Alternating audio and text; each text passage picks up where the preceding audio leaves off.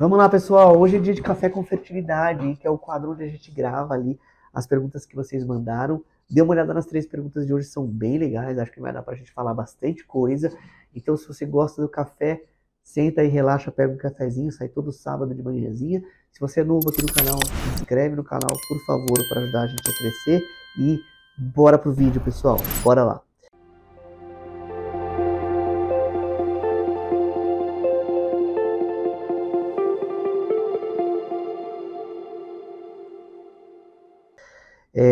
Primeira pergunta da Ana, Design29. Olha que legal o nome dela, já fala o que ela faz ali, né? Ana Design29. Doutor, estou com amenorreia por conta do anticoncepcional, ela põe AC.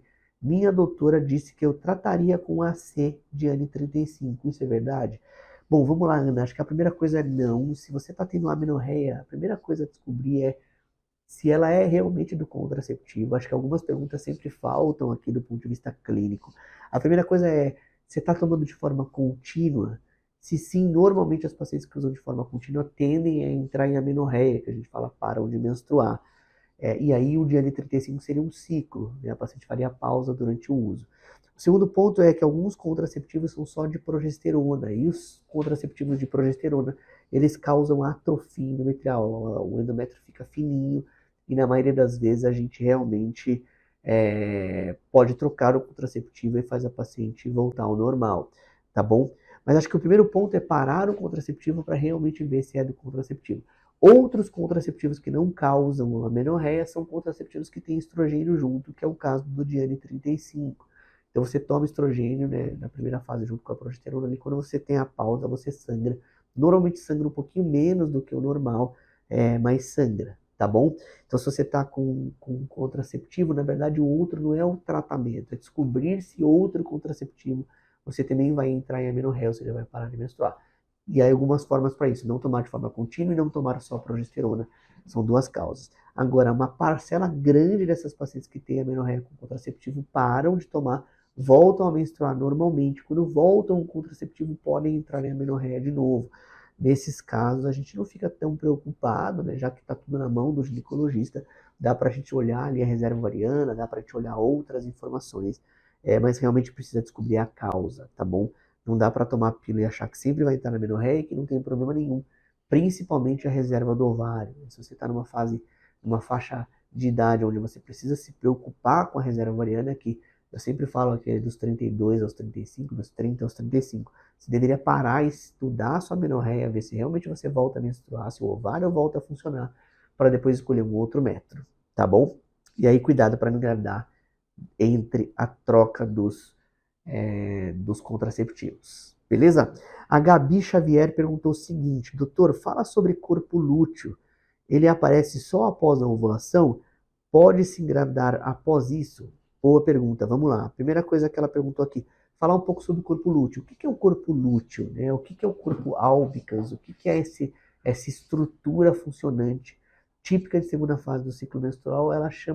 Ela é, na verdade, um complexo de células chamada de granulose teca-luteinizada. São células que antes eram muito típicas, células que tinham uma função ali só de granulose e a outra que tinham funções só da teca. Tinham duas gonadotrofinas, né? Todo mundo estuda ali a teoria das duas células, duas gonadotrofinas na primeira fase do ciclo, FSH na primeira fase, LH, FSH na granulosa, LH na teca, cada um com seu receptor específico. Quando a mulher ovula, ela apaga essa membrana basal que divide as duas células e tudo se torna um corpo lúteo, produtor de estrógeno e progesterona. Esses dois hormônios ali estão presentes na segunda fase do ciclo, mas principalmente a progesterona que não estava presente na primeira fase.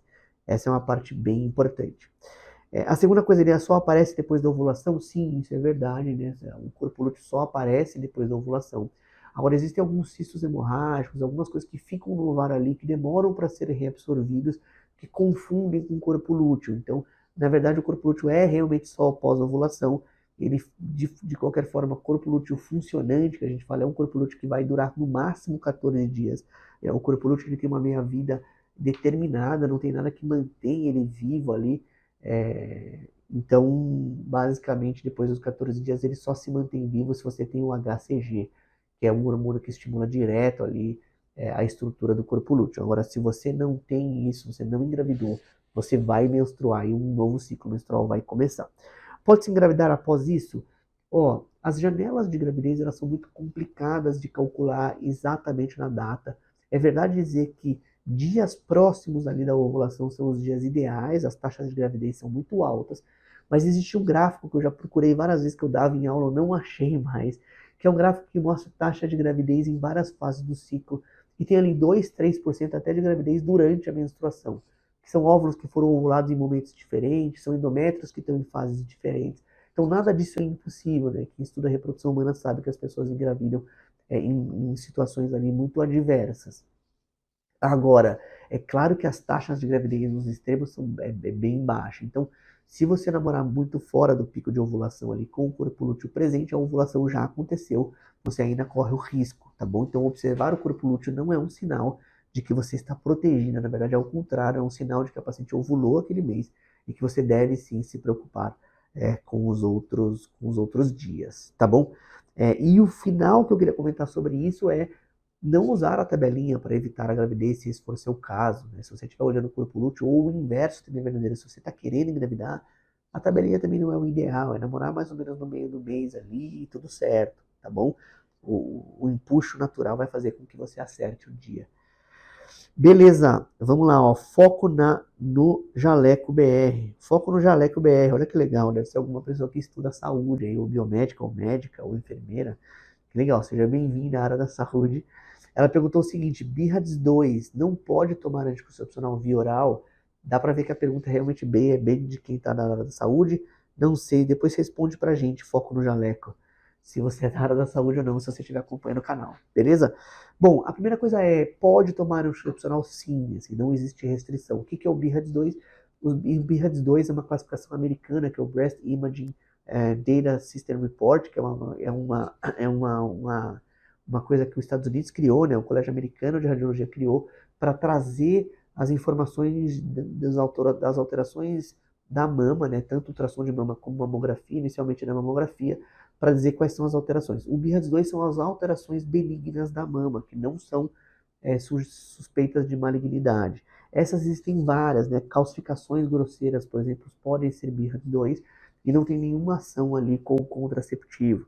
Algumas alterações que podem estar relacionadas ao BIRADS-2, por exemplo, como fibroadenoma, em algumas situações onde você tem muito fibroadenoma, a pílula talvez não seja ideal para você tomar, mas de forma nenhuma é contraindicada, tá bom? Então, BIRADS-2 você precisa realmente saber qual tipo de alteração que te levou a ter um BIRADS-2, e mesmo você tomando contraceptivo nessas alterações, eles não mudam ali para se tornar um câncer, tá bom? Aquelas imagens que deram BIRADS-2, elas não vão se tornar câncer, porque você está, desculpa, tomando contraceptivo. Tô falando aqui, tá dando, a garganta tá pegando.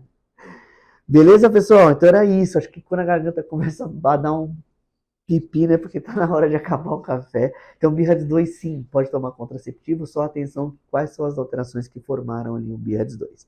Valeu, gente, pelo canal, pelo café de hoje era isso. Pessoal, se inscreve no canal, por favor, a gente precisa crescer o canal. A gente tem visto muita gente assistindo os vídeos e não inscritos, então, por favor, se você gosta do conteúdo, se inscreve no canal e eu vejo vocês aí nos próximos vídeos. Valeu!